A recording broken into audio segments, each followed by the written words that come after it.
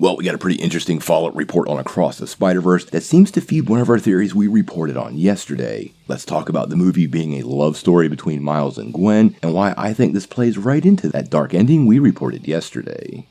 Well, the first Spider-Man Into the Spider-Verse movie really showed a strong bond between Miles Morales and Gwen Stacy, especially after the adventure they managed to survive with their group of fellow wall crawlers. And while it was pretty obvious that Miles Morales had a massive crush on Gwen, it was clear to fans that Gwen felt pretty platonic about Miles. Now, the two web-slinging heroes are once again returning in the upcoming Across the Spider-Verse, and based on some statements from Amy Pascal, it sounds like love is in the air for the two characters. Now, recently Pascal talked to Empire, and she gave a pretty interesting statement about the movie. She said, "The danger with a sequel is to go bigger just for bigger's sake. But all the bells and whistles are no good unless you care. And the thing you'll care about most deeply is the connection between our young spider heroes. This movie is a love story between Miles and Gwen." Now, along with this statement, we got a new picture of the two of them. And again, you can see Miles kind of ogling over Gwen. He's clearly smitten with her.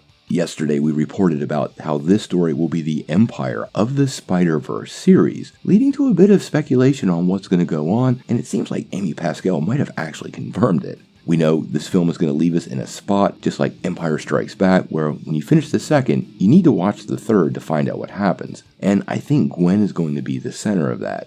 Now, we talked about this yesterday, but I do believe a lot of this movie is going to be built around Gwen and Miles developing this relationship, and maybe even a little bit of jealousy with Spider-Punk thrown into the mix. Kind of like a love triangle. Now, Chris Miller said it'll end very darkly, and I suspect that darkness is going to land directly on Gwen Stacy. As we speculated yesterday, more than likely this film is going to lead us to a spot where both characters finally reveal their true feelings for each other. And at that time, Gwen will be snatched, maybe literally, right from the arms of Miles Morales, leading us into the next film. Now, if you remember at the end of Empire Strikes Back, Han Solo got frozen in carbonite and his friends had to rescue him from Jabba the Hutt. And I'm expecting literally the same thing to happen in this movie. Given the fact that the villain is the Spot and what his powers allow him to do, I absolutely believe that Gwen Stacy will be shuttled off to another dimension, leaving Miles heartbroken and not knowing what to do next. This will be the cliffhanger we need to drive us into part 2 of Across the Spider-Verse, and given what Miller said, all these pieces fit together really, really nicely. Now, we don't have that long to wait because the film comes out on June the 2nd, so we are under the 3-month mark. This film is set up to be probably the best superhero film of the year, and the first movie was such a hit, with fan expectations this high, I am